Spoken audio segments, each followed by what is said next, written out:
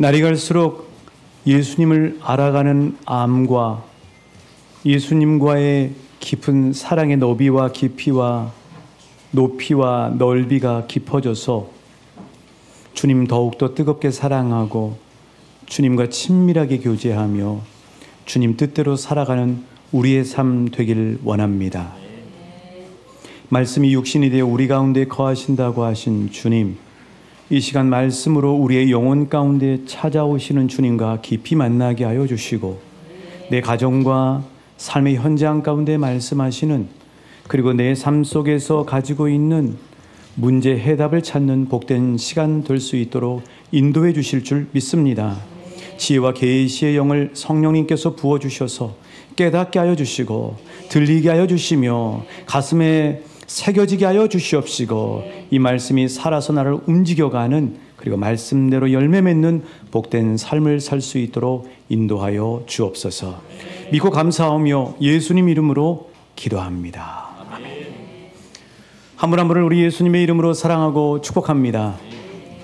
이 남미의 칠레와 아르헨티나라고 하는 나라는요, 안데스 산맥을 국경으로 하고 있습니다. 그런데 오랜 세월 국경 분쟁이 있었습니다. 그러다가 1899년도에 아주 유혈 사태까지 벌어지는 일이 있고 말았습니다. 서로 엄청난 국력의 손실이잖아요. 그래서 수많은 노력 끝에 드디어 1904년도에 평화를 체결하게 됩니다. 그 평화 체결의 상징적인 동상을 세우게 되는데요. 그 국경인 안데스 산맥 꼭대기인 3,832m 바로 우스파야타 언덕에다가 안데스의 예수님이라는 상을 세웁니다. 그리고 제막식을 합니다. 칠레와 아르헨티나의 고위 관리들과 국민의 대표들이 한 자리에 모이게 되었어요. 이 동상이 세워지기까지 얼마나 많은 수고와 또 노력들이 있었는지를 감격하면서 그 제막식에 참여했습니다. 그런데요, 안타깝게도 그 제막식에 참석한 그 사건이 오히려 또 다른 분쟁의 불씨가 되고 말았습니다. 그 이유는 뭐냐면요, 저 십자가를 왼손에 들고 오른손을 들어서 축복하시는 그 예수님의 방향이 아르헨티나 쪽을 향하고 있는 것입니다. 칠레 분들은 화가 났습니다. 그 동상을 보면서, 아니 그러면 예수님이 우리는 등 돌리고 저 아르헨티나만 축복하는가 하고 온 전국이 들끓으며 불만을 터뜨리고 저 예수상을 차라리 없애고 저 아르헨티나하고 다시 국경을 이야기해야 된다고까지 아주 심각하게 갈등이 일어나게 되었습니다. 그런데요, 칠레의 한 신문사에 이런 기사가 나서 결국 이 모든 불씨가 잠재워지는 일이 벌어졌습니다. 어떤 내용이었냐고요? 예수님의 얼굴이 아르헨티나를 향하여 서 계시는 이유는 아르헨티나가 칠레보다 더 예수님의 보살핌이 필요한 나라이기 때문이다. 여러분, 이처럼 해석이 중요합니다. 어떻게 해석하느냐에 따라서 완전히 달라지는 거죠. 해석은요, 우리 삶 속에서도 해석이 중요합니다. 삶 속에서 해석은 바로 우리의 선택입니다. 여러분은 어떻게 해석을 하면서 매일매일을 살아가시고 계십니까? 아침에 외출을 하려고 일찍 나왔는데 나가다 보니까 이 전선에 까마귀 떼들이 떼를 지어서 앉아서 깍깍하고 울고 있는 거예요. 자, 여러분, 그런 상황을 보실 때 여러분은 어떻게 해석을 하십니까? 일본 사람들은요, 이렇게 해석을 한다고 그래요. 오늘 뭔가 안 좋은 일이 벌어지려나 보다 하고 염려한다는 거예요. 왜요? 일본 사람들에게 까마귀는 흉조이기 때문입니다. 근데 이에 반해서 똑같이 까마귀가 우는데 서양 사람들은 전혀 다르게 해석합니다. 오늘 좋은 일이 있으려나 보다. 까마귀가 저렇게 우는 걸 보니까 서양 사람들에게 까마귀는 길조입니다. 여러분, 이렇게 해석이 다르다고 하는 사실을 볼 수가 있어요. 우리도 살면서 수많은 해석들을 필요로 합니다. 내 머릿속에서 자꾸자꾸 떠오르는 생각에 대한 해석, 내가 오늘 해야 될 내 앞에 일어나는 일들에 대한 해석, 지난밤에 내가 꿈꾸다가 꿨던 꿈에 대한 해몽, 또 내 인생 전반에 대해서 일어나는 모든 일들에 대한 해석, 또 나에게 함께 만나는 상대의 말과 눈빛과 태도에 대한 해석, 또 우리 모두가 원치 않지만 인생에 반드시 있는 고난에 대한 해석, 이 해석이 정말 우리에게 중요한 것이죠. 그래서 그 해석을 어떻게 하느냐에 따라서 염려하고 걱정하고 불행하게 생각하는가 하면 오히려 감사하고 기대하게 되고 행복한 인생을 살 수 있다고 하는 사실이에요. 삶은 해석입니다. 해석이 중요합니다.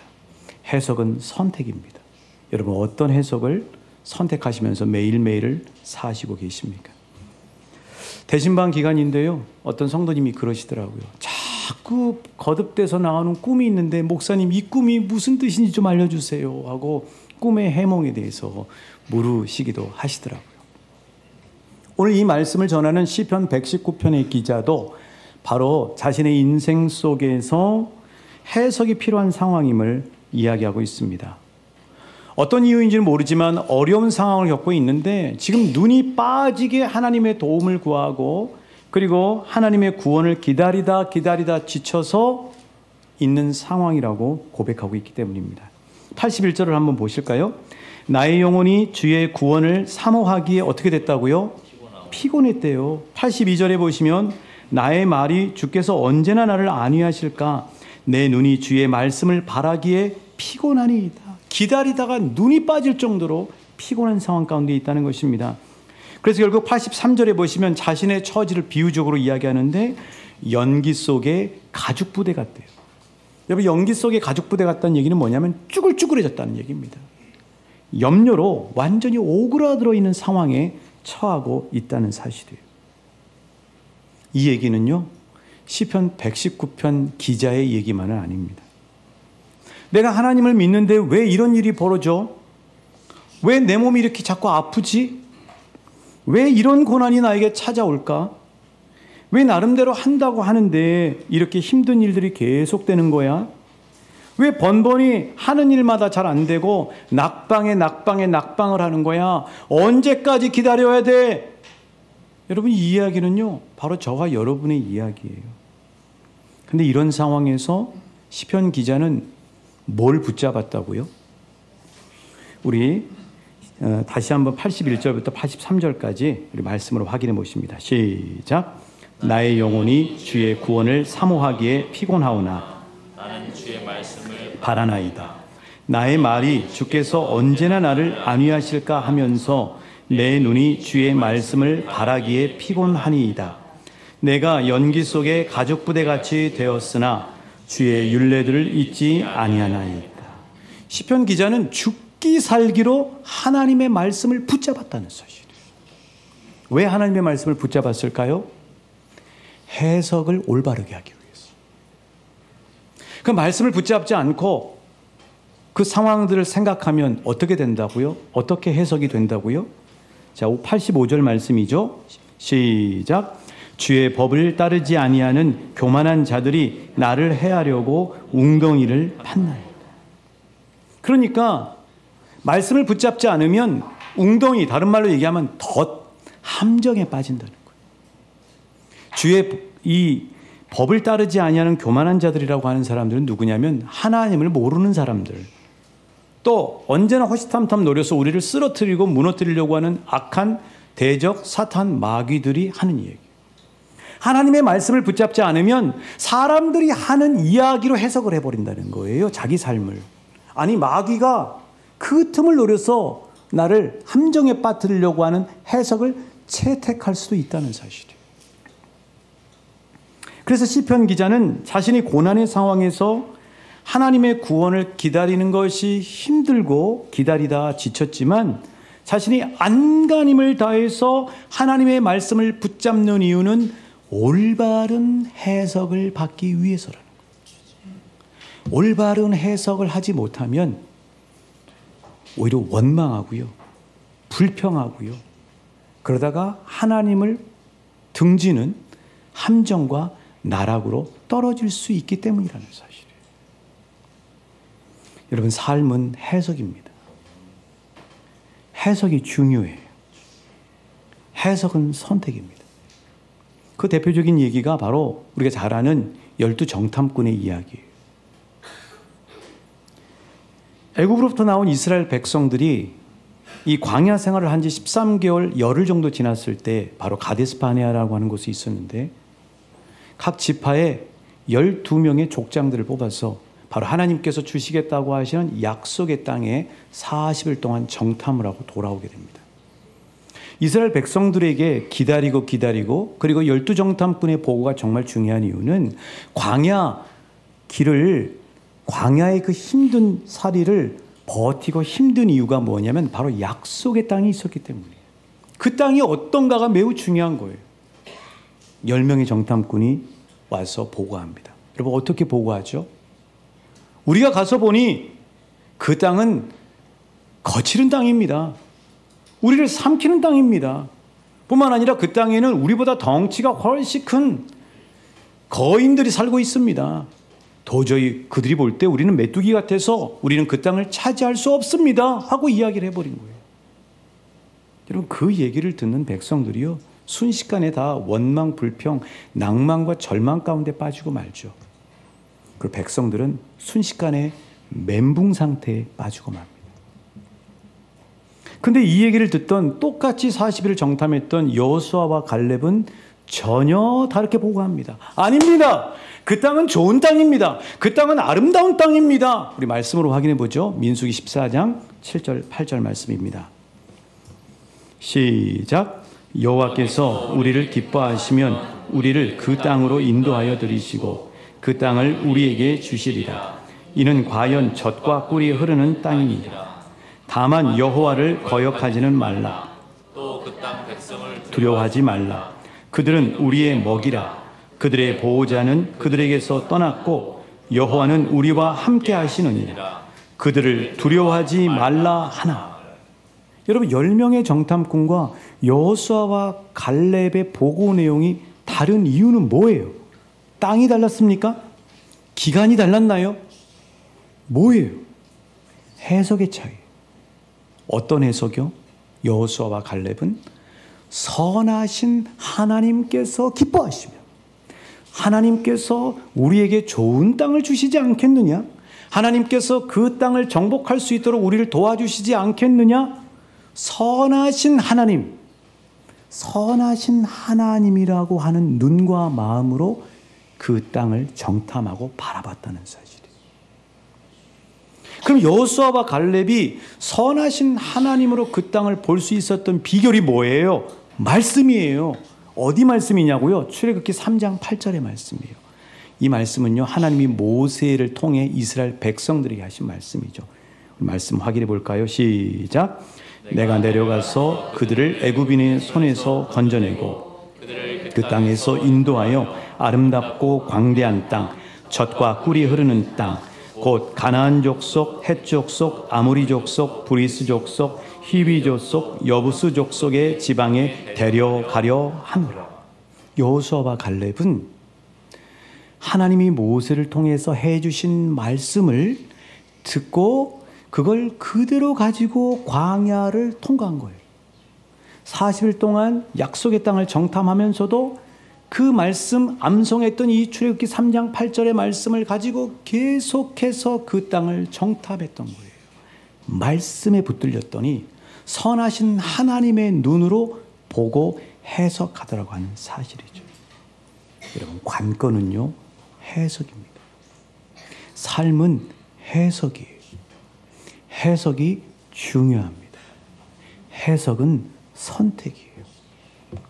누구의 눈으로, 어떻게, 무엇으로 해석하느냐가 우리 삶이 불행해지느냐, 행복해지느냐가 결정된다고 하는 사실이에요. 국민 드라마 하면 전원일기입니다.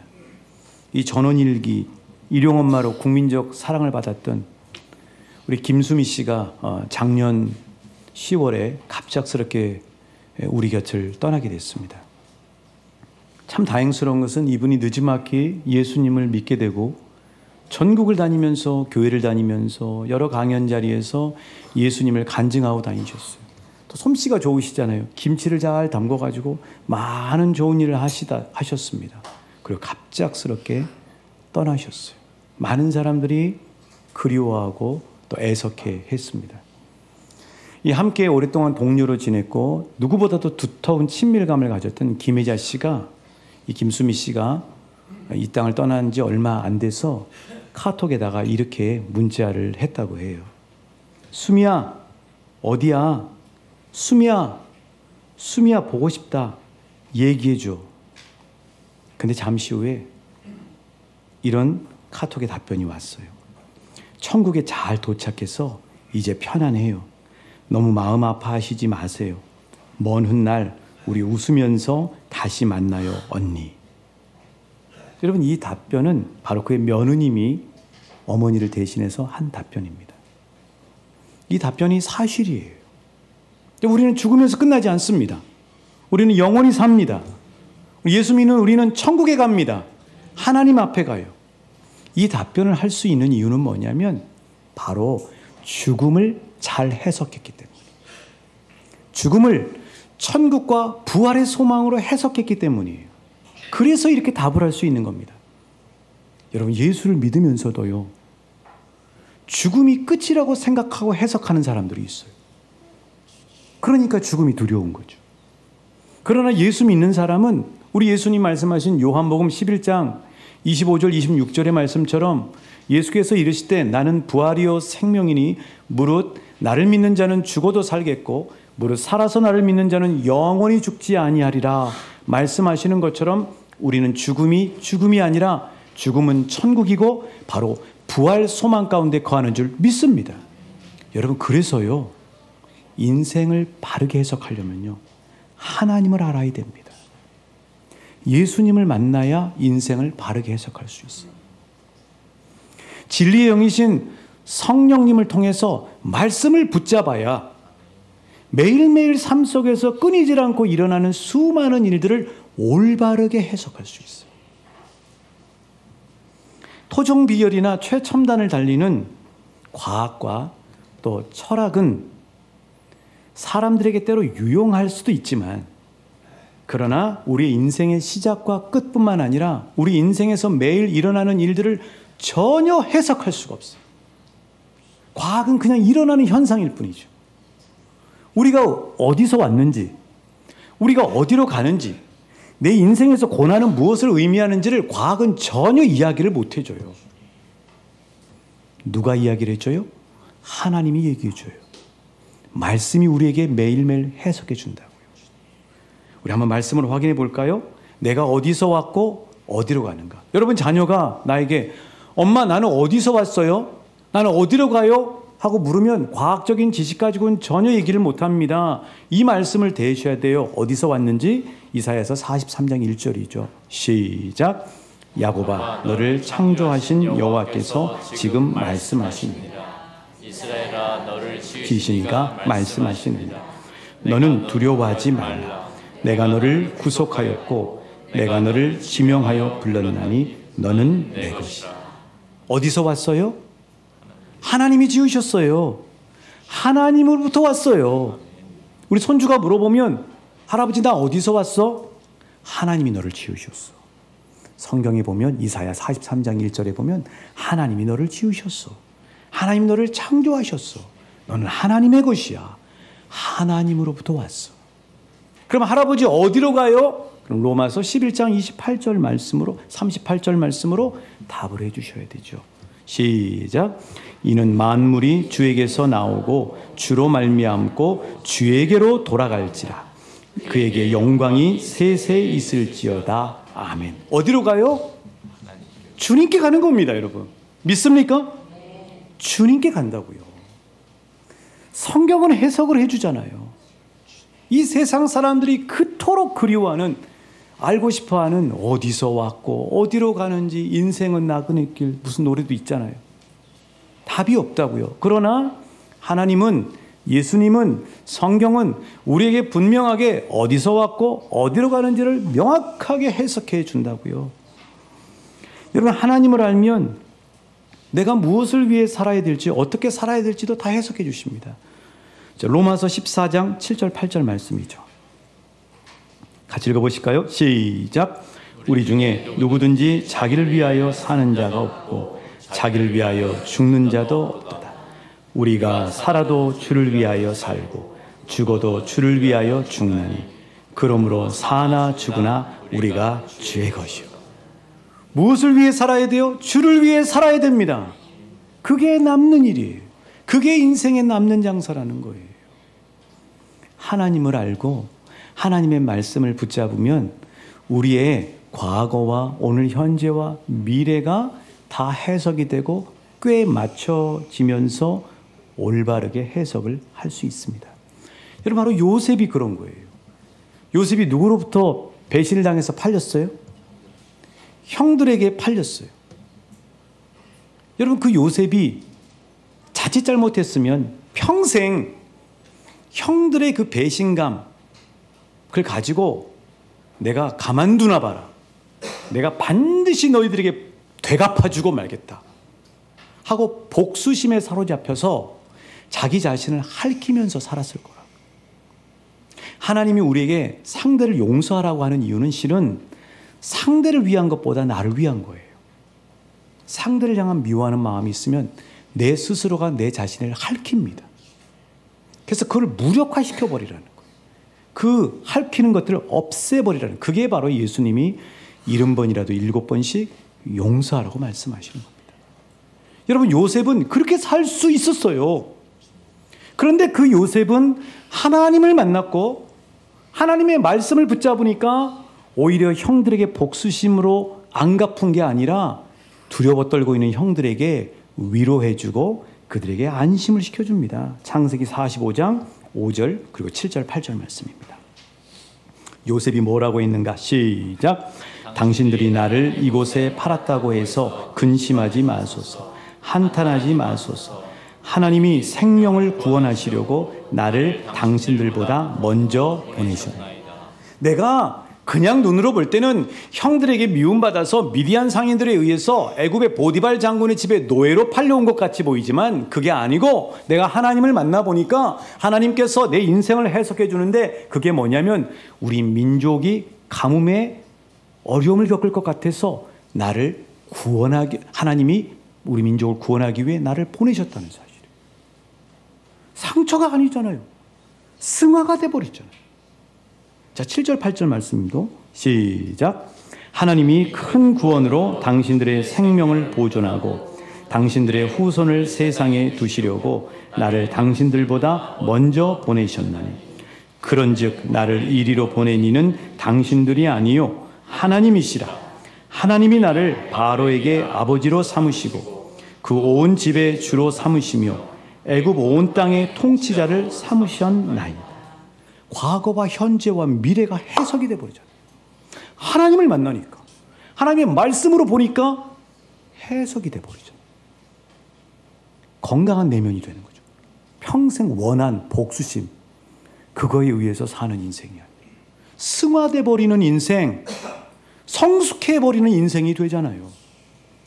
사랑하는 여러분, 예수를 믿는 저와 여러분이 사람들이 하는 이야기, 우리가 가지고 있는 일상 상식으로 우리의 삶을 해석하지 않길 주님의 이름으로 축복합니다. 반드시 하나님 앞에 기도의 자료를 가지고 나갔어요. 그리고 이 시편 기자처럼 말씀을 붙잡았어요. 말씀이요, 매일매일에 일어나는 삶들을 해석해 줍니다. 여러분, 요셉이 이렇게 자신의 인생을 상처가 아니라 저주가 아니라 원망이 아니라 감사요, 섭리요, 하나님의 놀라운 계획이라고 해석할 수 있었던 이유는 뭐냐면 요셉은 이런 하나님을 만났어요. 창세기 50장 20절 말씀이죠. 시작. 당신들은 나를 해하려 하였으나 하나님은 그것을 선으로 바꾸사 오늘과 같이 많은 백성의 생명을 구원하게 하시려 하셨나이다. 요셉이 만난 하나님은 어떤 하나님이에요? 따라하십니다. 선하신 하나님. 여러분, 왜 로마의 엄청난 박해 속에서 사자에 물리고 불에 태워지고 죽음의 위협 앞에서도 우리 믿음의 선배들은 꿋꿋하게 믿음을 의연하게 지킬 수 있었습니까? 말씀을 확인해 보죠. 로마서 8장 28절 말씀입니다. 그들의 하나님은 어떤 하나님인가? 시작. 우리가 알거니와 하나님을 사랑하는 자 곧 그의 뜻대로 부르심을 입은 자들에게는 모든 것이 합력하여 선을 이루느니라. 한번 따라 하실까요? 선하신 하나님. 선하신 하나님. 그렇습니다. 우리가 믿는 하나님은 선하신 하나님입니다.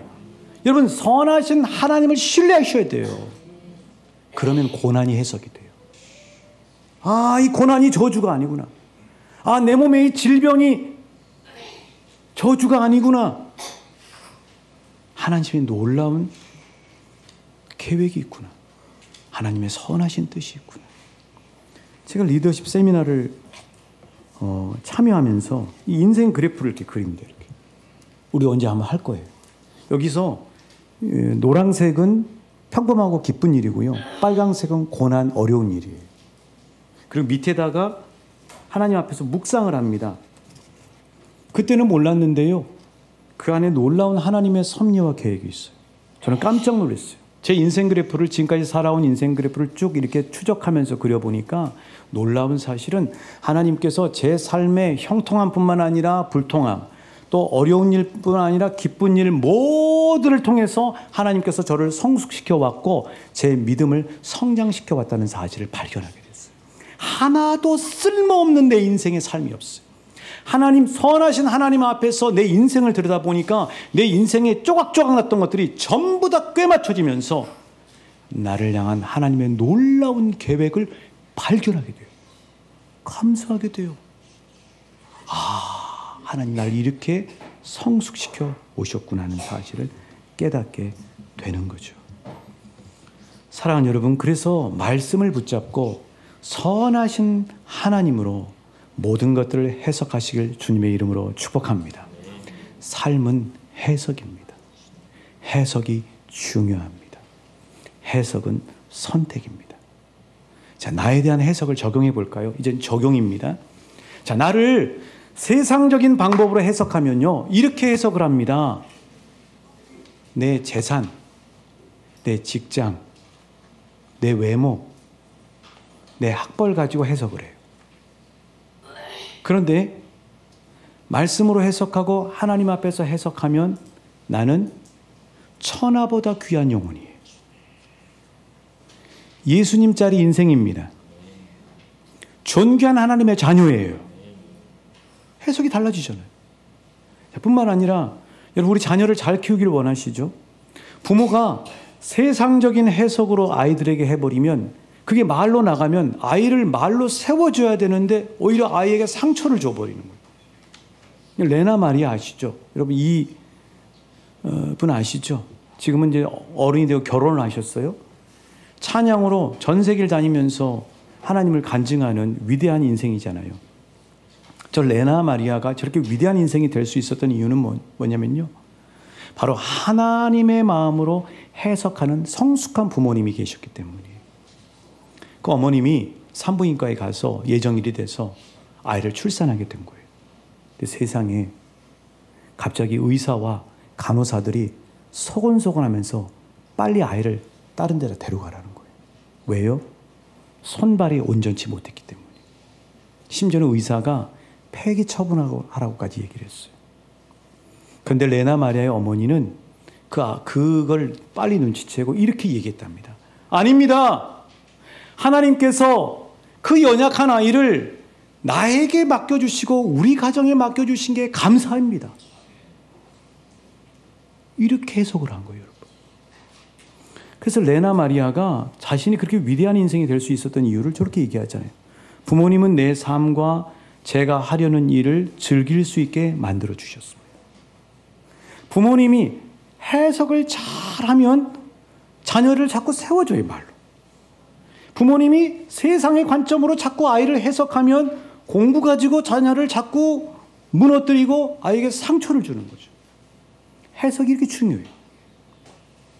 여러분, 해석을 잘하면요, 지난주 설교처럼 어디 가서나 존재 자체가 기쁨이 되는 인생이 될 수 있습니다. 같이 믿음 생활을 해도요, 형제 자매한테 해석을 잘못해 드리는 우를 범할 수가 있어요. 오히려 위로한답시고. 여러분, 욥이 고난을 당했을 때 그 욥의 친구들이 뭐라고 얘기해요? 네가 뭐 잘못했으니까 그랬겠지. 네가 하나님 똑바로 안 믿었으니까 그런 일이 오지. 이렇게 권선징악적으로 인과응보적으로 해석을 하는 거예요. 여러분 예수 믿어도요. 권선징악과 인과응보의 시각을 가지고 사람들을 해석하는 사람이 있어요. 그거 아닙니다. 이건 성경적 가치관이 아니에요. 그럼 예수님은 어떻게 해석해요? 나병에 걸린 사람들이 하나님 앞에 저주받았다고 사람들이 막 얘기하고 심지어 종교 지도자들까지 그들을 그렇게 저주하는데 예수님은 그렇게 말씀하시지 않아요. 하나님은 너희들을 사랑하신다. 너희들을 향한 하나님의 놀라운 뜻이 있단다. 여러분 바나바가 어떻게 바울을 세웁니까? 그 핍박했던 바울을 어떻게 세워요?